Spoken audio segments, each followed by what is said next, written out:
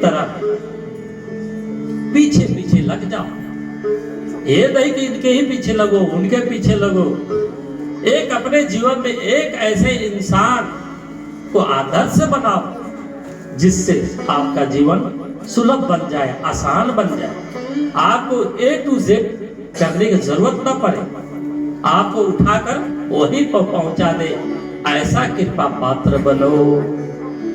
एक बार की बात है, स्वामी विवेकानंद एक बार एक नदी को पार कर रहे थे, तो उन्होंने वहां पर गया तो बड़े एक सिद्धि पुरुष से उनसे भेंट हुआ, सिद्धि प्राप्त। सिद्धि कितना होता है जी? अष्ट सिद्धि नव निधि के दाता, असबर दान दी जानकी माता। कौन किनको दिया वरदान? हनुमान जी को सीता मैया ने दिया। कब दिया? ये कहाँ की कहानी है? हाँ, अशोक वाटिका लंका कांड की बात है या नहीं? सुंदर कांड की बात है। ये बच्चे तक भी जान रहे हैं, बहुत हर्ष की बात है। ये हमारे परिवार के प्रभाव है, समाज की प्रभाव है कि ऐसे ऐसे नन्हे नन्हे बच्चे भी ऐसे ऐसे आध्यात्मिक प्रश्नों का उत्तर दे रहे हैं। मैं ऐसे स्थानों पर भी पहुंचा हूं जहां पर बड़े बड़े लोग भी कोई प्रश्न पूछ दिया जाए तो जवाब उनके पास नहीं होता।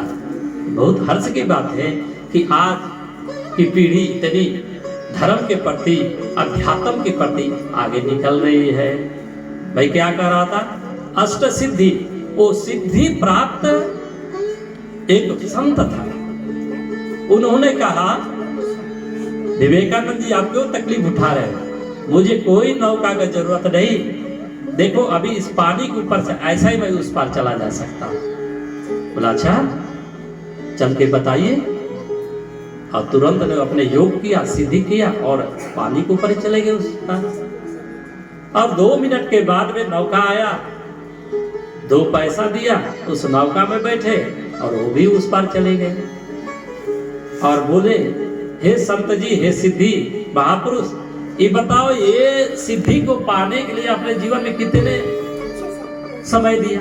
बोला जब से जन्मा हो तब से लेकर अभी मेरी आयु 75 की हो रही है, इतने बरस मैंने कठोर तपस्या किया, मन को एकाग्र किया, तब कहीं यह सिद्धि प्राप्त हुआ। बोले सिद्धि से क्या मिलेगा? बोले इस सिद्धि से मैं बहुत बड़ा बड़ा चमत्कार दिखा सकता हूँ।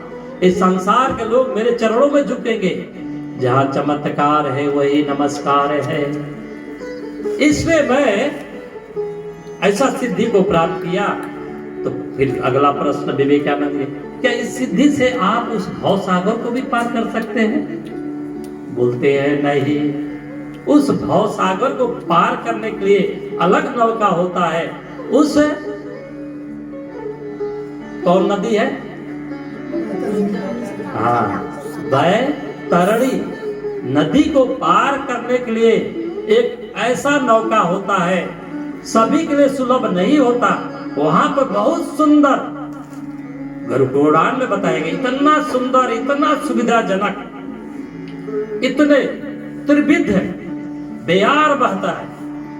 ये ऐसी है ना, इसमें कितना बेयार बहता है? बेयार यानी हवा कितना प्रकार के देता है जी? 100 प्रकार। एक ठंडा कर सकता है या गर्म कर सकता, बस इतने। त्रिविध यानी 3 प्रकार का उसमें सिस्टम था उस समय। एक क्या था? मंद मंद उसमें सुगंध भी मिलता है। ऐसे नौका का निर्माण करके वहां पर रखा गया है। किसके लिए? जिसके पास वो टिकट होगा उसमें बैठने के, उनके लिए। जिनके पास पुण्य रूपी कमाई होगी वही उस टिकट को बोल सकता है। और उससे बैतरणी रौरव इतना तकलीफदायक वो बैतरणी है, जिसमें जाने के बाद में उसके व्याख्या नहीं करूंगा, व्याख्या करने से 2-3 घंटा लग जाएगा। इतने समझिए कि सभी जानते हैं एक बैतरणी होता है जिसको पार करना होता है, लेकिन वहां पर परमात्मा ने सुविधा करके रखा है। जिसके पास में पुण्य के कमाई होता है वो आसानी से बैठकर 2 मिनट में पार हो जाता है। लेकिन जिसके पास पुण्य का कमाई नहीं होता, जिंदगी भर अधर्म करता है, पाप कर्म करता है, उसे वहां पर लात मारकर यम के दूत उस बैतरणी में गिरा देते हैं। और क्या मामूली होता है? वहां गिरने के बाद में इतने विशाल काय जंतु होते हैं, इतने बड़े बड़े जबड़े होते हैं, उसमें जबड़े में दबा देते हैं। वो मनुष्य का शरीर जो है खून से लथपथ हो जाता है, वो मरने का तरह हो जाता है, लेकिन मरता नहीं, फिर उसे भुगाना है। जमदूत फिर वहां से निकाल कर अनेक प्रकार के 28 प्रकार की नरकों का विवरण कहाँ है? श्रीमद् भागवत पुराण के 2 स्कंद में है। अगर अभी कभी को समय मिला तो आप पढ़ लेना। तो कहते हैं, वहां चलिए कहा मैं क्या कथा कर रहा था? विवेकानंद जी और संत जी का इससे पार नहीं, वो खुद जानते हैं महाराज, वो संत जी की पार नहीं हो सकते, उसके लिए पुण्य के कमाई चाहिए। पुण्य क्या है? पुण्य क्या है? मेहनत। इस संसार में क्या से पुण्य मिलता है? मेहनत से। हाँ, मेहनत से। लेकिन मेहनत से क्या? दूसरों को पैसा जीतने में मेहनत भी लगता है, उससे पुण्य मिलेगा? दूसरों को मारने में भी मेहनत लगता है, उससे पुण्य मिलेगा? किसी को गाली देने में भी पुण्य मेहनत लगता है, उससे पुण्य मिलेगा?